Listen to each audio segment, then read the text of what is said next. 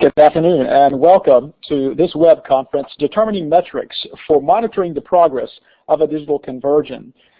EPIC-Ed is proud to host this web conference that is being sponsored by the Teaming for Transformation Cohort, a private group within the EPIC-Ed community. EPIC-Ed is a project that is funded by the United States Department of Education Office of Technology and is under the umbrella of the Connected Educators Project. EPIC-Ed is developed and maintained by the Digital Learning Collaborative at the Friday Institute for Educational Innovation on the campus of North Carolina State University in the College of Education, and by the Consortium of School Networking, or CoSN.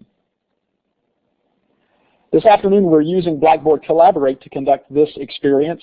You'll notice the polling icons that appear at the top of the participants block, as well as the chat box where you can type questions at any point during this web conference, as well as comments and resources you'd like to share with other participants in the web conference. We'll be using the whiteboard tools in just a moment. As a reminder, at any point in time, please feel free to ask questions or make a comment as the session continues in the chat box. We'd like to know where everyone is visiting from this afternoon, so if you would, double-click on the pencil icon that you see in the whiteboard tools, and then from there choose a larger stroke size and perhaps a different color to place a dot on the map of the United States and on the world to indicate where you're joining from this afternoon. We'll take just a few seconds to allow everyone the opportunity to do so.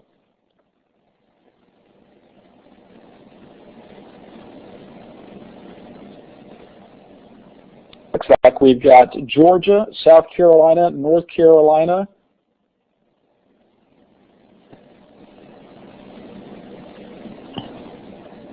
Vermont, Texas, Louisiana,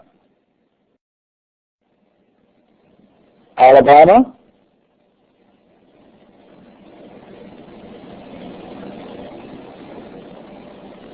great. Thank you. At this time, I'd like to turn the event over to Ann Ware. Ann is the leader of the Teaming for Transformation group. Ann, welcome, and the mic is yours. Well, thank you, Bobby, and thanks everyone for joining us this afternoon in this important conversation. I have the pleasure of serving as the consortium project expert for the online community of practice that these districts are participating in. We have over 165 district leaders that are collaborating together online and face-to-face towards a digital conversion for their districts. This work is supported, as you can see here on the screen, by teams of leaders in districts that include, as you can see, superintendents and curriculum leaders and technology leaders, school board members, the financial leaders, teacher leaders, and school leaders.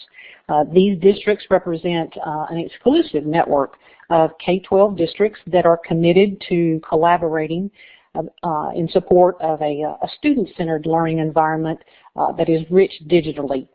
As you can see, they represent, as we said, lots of different people that are synchronizing their work not only at the district level but also at the school level.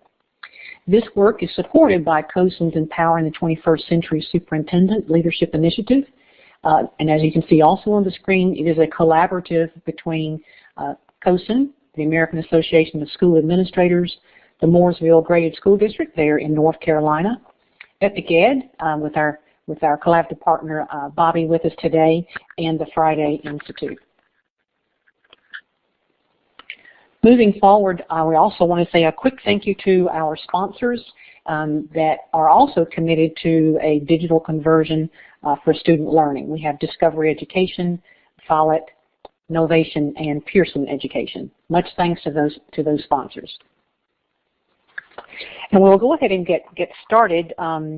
We've talked about, we have these three districts today who will be joining us and sharing with us their initial metrics that they're using to both celebrate and to identify areas of need for their digital conversions. We all know that it's terrifically important to kind of take the temperature every once in a while and see how we're doing and what we need to do to get better. So I'm going to go ahead and move forward with those districts.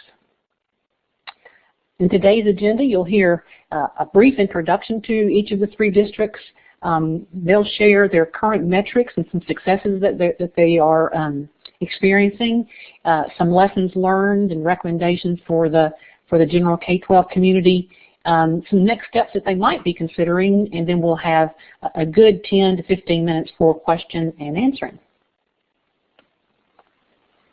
Our featured districts, as you can see here on the screen, are Bennington Rutland Supervisory Union in Vermont, the Katy Independent School District in Katy, Texas, and Richland School District 2 in Columbia, South Carolina.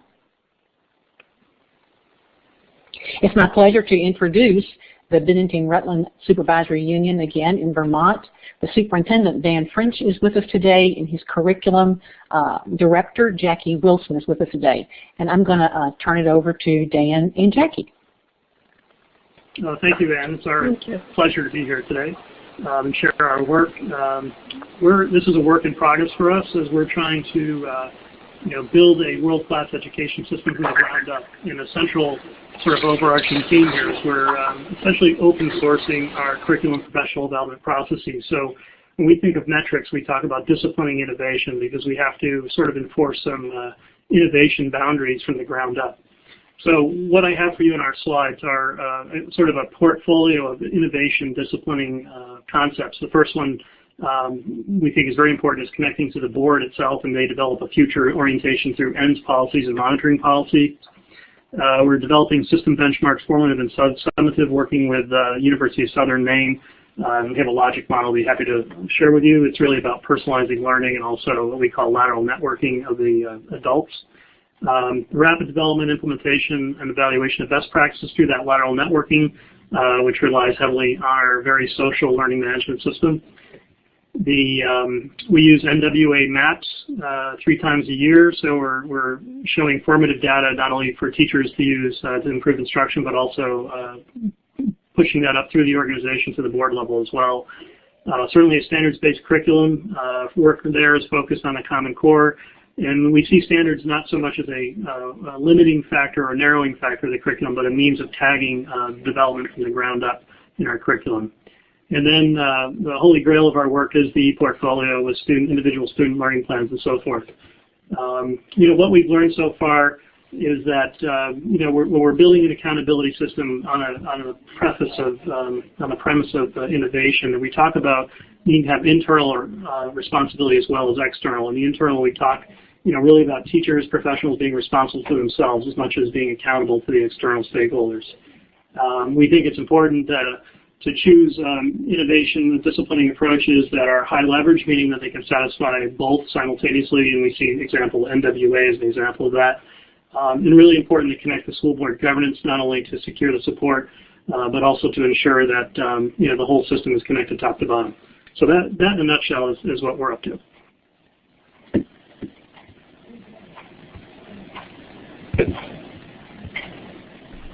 Okay, I guess I'm up next.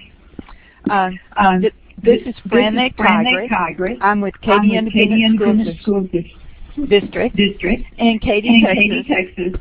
And we are a suburb of Houston. Am I still there? Oh? Okay, you talk. I think I lost my...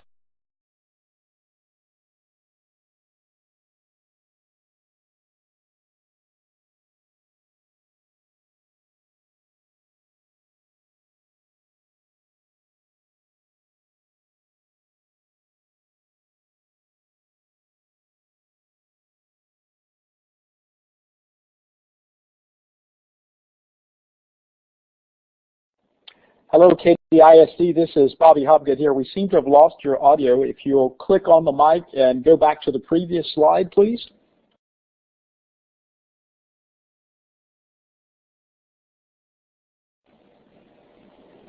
Darlene, I see your microphone is on, but we're not getting any audio. Sorry about that. Fran, you have to mute your...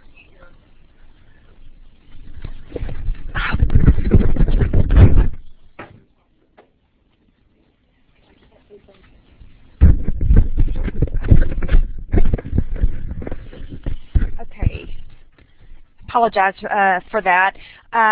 We're a suburb of Houston, and some of the things that we are looking at are the math and reading across school years. And we're looking at that from the state testing.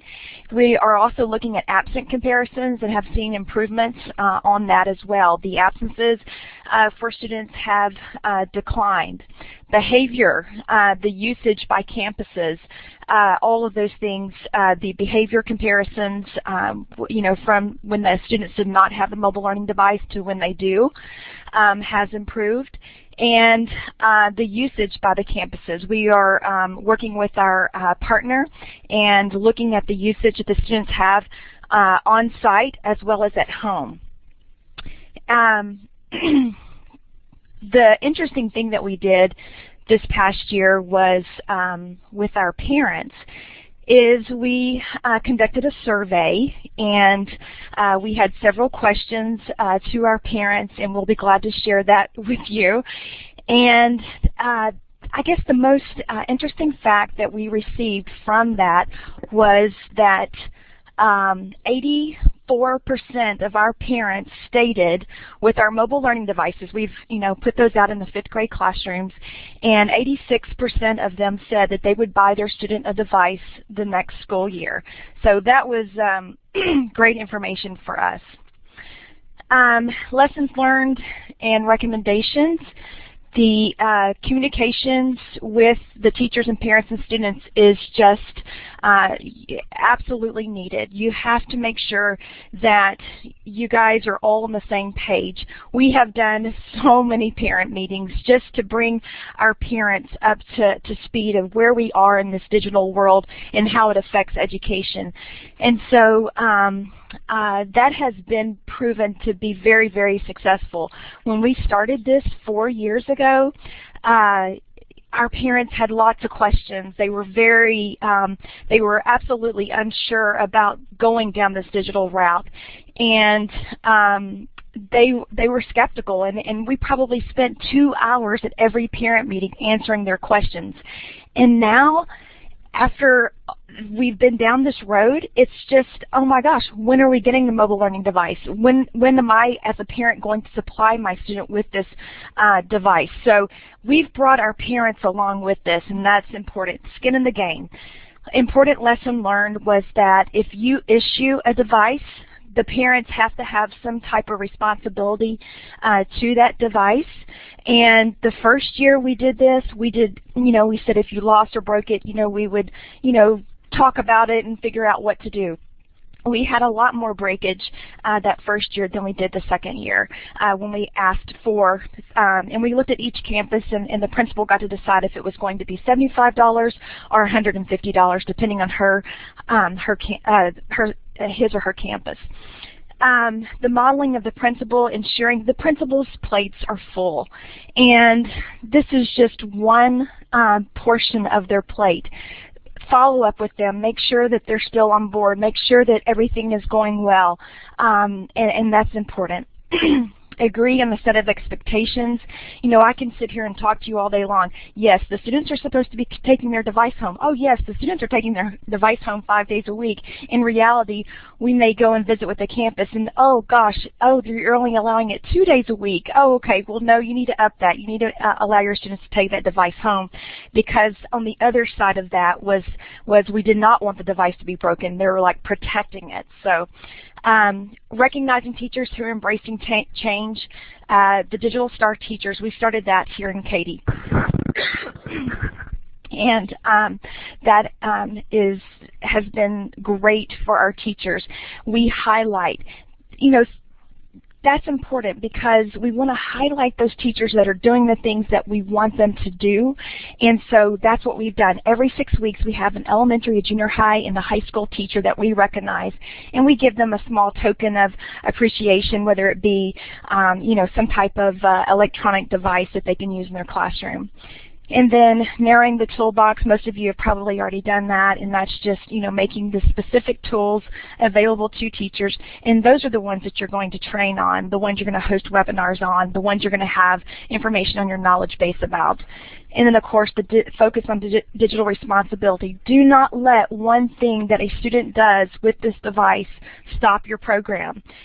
We have had issues. We've had students search for things that are not appropriate, and parents become, upset about that. But guess what? Digital responsibility is on both of our sides. It's on the student side, and it's on our filtering and our teaching from that perspective. So don't let that stop you. And then moving forward and how we want to measure, oh my gosh, this is always the million-dollar question. How can I communicate better, and how can I get better metrics? So we definitely want to look at Edmodo. That's one of the tools that we're using as we call it's like the Blackboard, or, that's our home base. That's our starting point each day.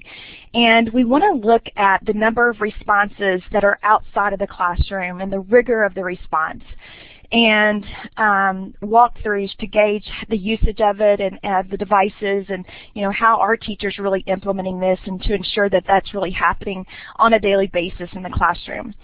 And then continue the surveys to teachers and students and parents, because we've really received some great anecdotal information from our parents and teachers to move this forward and to adjust what we're doing. So, all right, thank you. While you're looking over this basic information about Richland 2 that's on the slide, I thought I'd go over some of the background for our current one-to-one project. We started our first one-to-one classes 12 years ago and have been growing the one-to-one effort ever since. Last year, we launched a 3-phase project that will provide a computer for every student in grades 3 through 12. We started in January with grades 5, 6, and a third of our high school classes. This school year we added 4, 7, and another third, and we'll finish up in August, and that'll be about 25,000 computers will be put out in about 18 months. As an integral part of our project, we chose an empowerment evaluation model called GTO, that stands for Getting to Outcomes, to collect process and outcome data to help us succeed in what we see as a high-stakes effort from the standpoint of both its costs and its expectations. Like Bennington, Rutland, we also have a logic model that you see here.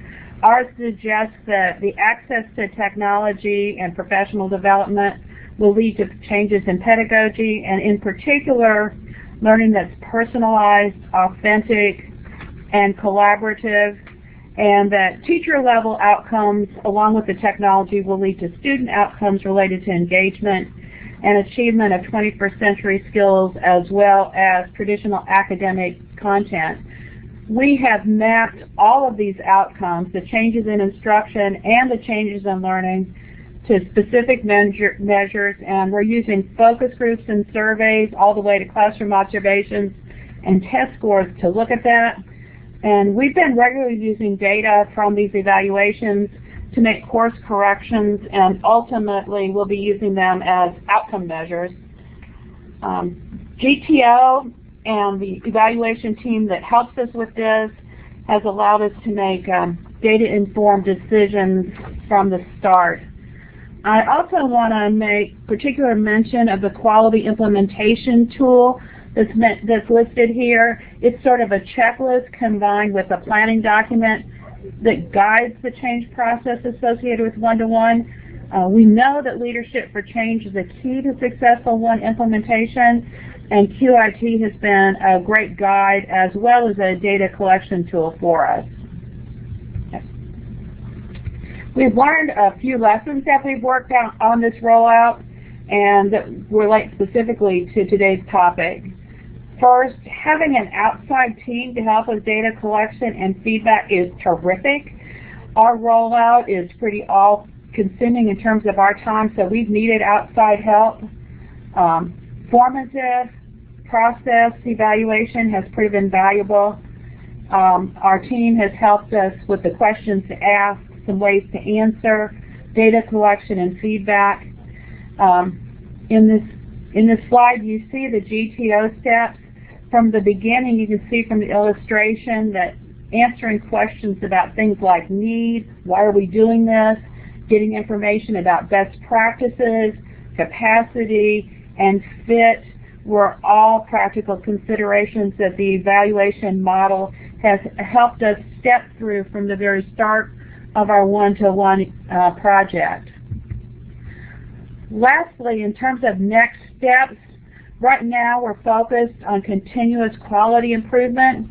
We just got data back that show that our math teachers in particular need help with integration, and that while our students are using technology, there's not enough of that use that's at the transformational level as far as we're concerned. So we'll be working on those right now. We're also about to start doing instructional rounds with our academic staff and with school personnel. Those observations done by teams should help us to focus on individual school needs and to customize some of our professional development. We'll also be collecting a second round of outcome data in the spring, and we'll begin to look at changes that are taking place over time. In the longer term, we're looking closely at Chris Deede's work, which you see illustrated at the bottom of this slide, and looking at his recommendations for scaling up to make sure that we're building school-level capacity that will sustain our growing project. Thank you very much to each of our districts that have shared some real insights and some real trailblazing in regards to what are the kind of things that we're watching and we're monitoring to see how well we're doing and where we really should celebrate, but how we make progress in regards to kids being successful and teachers being successful. So we now enter into the question and answer part of our get-together today, and so we're interested in questions that our participants might have, or questions or comments that our presenters might have in learning from one another at this point in time. So I'm going to go to the question and answer and see what we've gotten posed here. Darlene, can you share a few things that you talked about the survey that you've done and that will always provide insightful information. You shared with us what you heard from your parents. A couple of things that you learned in the survey from your teachers. Can you share that?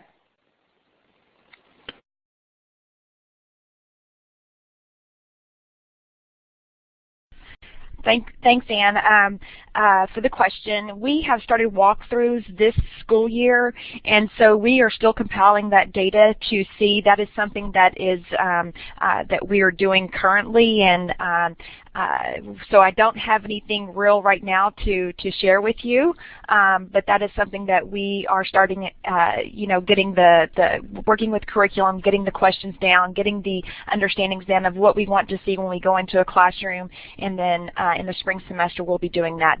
That was our next steps of what we want to do for the walkthroughs. Surveys, did you ask about that as well, I believe?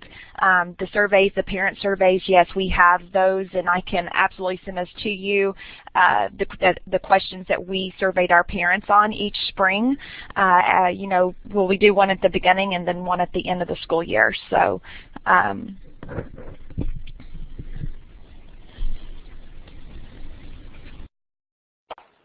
very good, Darlene. It makes absolute sense. We have a question from Mike Gorman. He says, are the walkthroughs based on teacher evaluation? And I'll pose that, Darlene, to you and also any other of our presenters that want to jump in on this. So we'll start with Darlene. Are the walkthroughs based on teacher evaluation? No, absolutely not. We do not want the teachers to think that we are coming in and giving information to their principal for the evaluation piece. We simply just want to walk in to see exactly what's going on. Are students on devices? Are they, again, Guess I would not have put that on there, but that's something we're definitely getting those questions together currently and figuring out exactly what are the students doing with the devices and what is the rigor of the content that's being taught that specific date.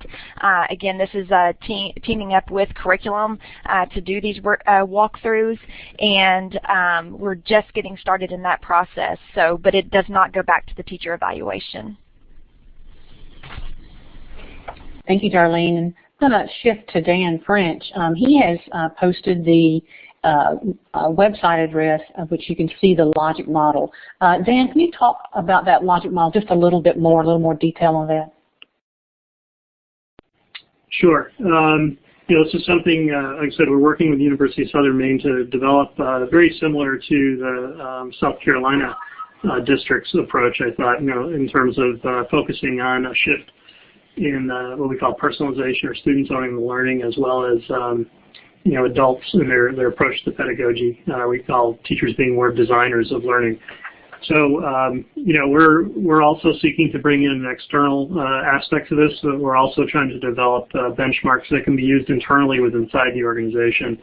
So we're hoping to have that up, collect some baseline data anyway here in December, and then start training an internal team to be able to implement the tool, and then use that right up through the governance level to guide our work. So we're ensuring that we're actually achieving the outcomes for students and the change in dispositions among the educators. Thank you, Dan. And I have a question for myself, for Richland. Debbie, you talked about getting to outcomes, and so that's a really interesting logic model that you have there also. Can you speak to that just a little bit more on the getting to outcomes? Yeah. Well, empowerment evaluation is a field of evaluation that tries to give the people who are going to be using the evaluation results the tools to be able to collect and use information themselves for the purposes of improvement and accountability too. And so this getting to outcomes is a specific kind of empowerment evaluation. And in that slide there were 10 steps. The thing that we really liked about it, and we deliberately chose this, was because it starts with some basic questions that any project would need to ask. The needs and resources. Why are we doing this? What are your goals for the project? Best practices. And we looked at information from ISTE and Project Red. We did site visits and those kinds of things to find out, when you're doing one-to-one, what are the best practices that are really out there. And then you have to ask yourself, after you find those, fit questions. Do those things actually, will they fit in your particular situation? You think they'll work? Do they need to be modified in some way? One of the questions for GTO is capacity, and that's critical, I think, for two reasons in school settings. One is, do you have the money and can you provide the resources to do it? But on the teaching end of it, we've got teachers who are doing Common Core. We're adding technology to that. We're adding other kinds of reforms. Sort of how much fits on a teacher's plate? How much can you really support them with professional development, et cetera? So capacity is an important issue that the GTO looks at. It steps you through the planning process. You've included important components in your plan. And then it kind of gets into an implementation process, and that's where that quality implementation tool comes into play. I didn't know it until we got started. There's a whole field that has to do with research-based practices for implementing innovations. And this tool uses those research results and puts it together in a fairly easy to follow set of steps that we have used at the district level and are now using with our schools to try to help them do a really effective implementation. So it's worked for us. In the end, it's going to give us data on our outcomes, but throughout the process, we've been getting really great information to help us improve as we've been going along. Thank you, Debbie. Thank you, Debbie. And we have one last question from Jerome Mathern. Jerome is part of our Teaming for Transformation cadre, and Jerome's question is to Katy ISD. about the $50 to $75 that you asked for. He's asking, for what did you ask that for? Is it an upfront fee, or is it insurance, or is it for payment after the device is broken? Katy ISD, I'll pose that to you.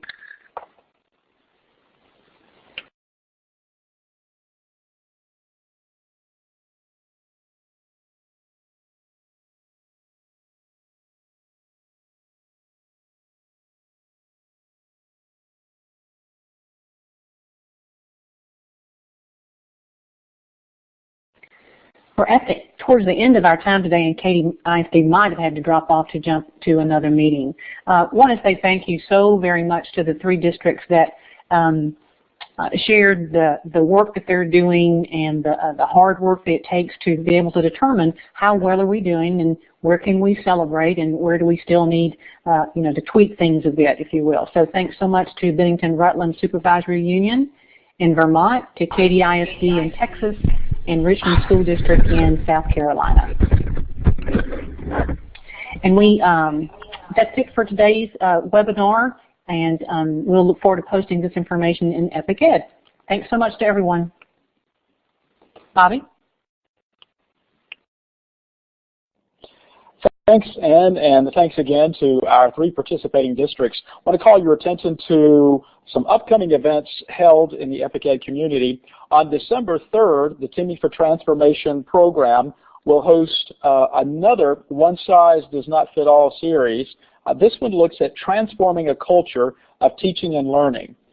And on December the 6th, Epic Ed is proud to host Dr. Mary Ann Wolf, who, with some colleagues from around the U.S., will talk about how to encourage and recognize educators and principals for their fantastic work via Digital Learning Day. We invite you to follow the discussion on the Epic Ed community. You can follow us on Twitter at Epic Ed Community. And we thank you for participating in today's web conference.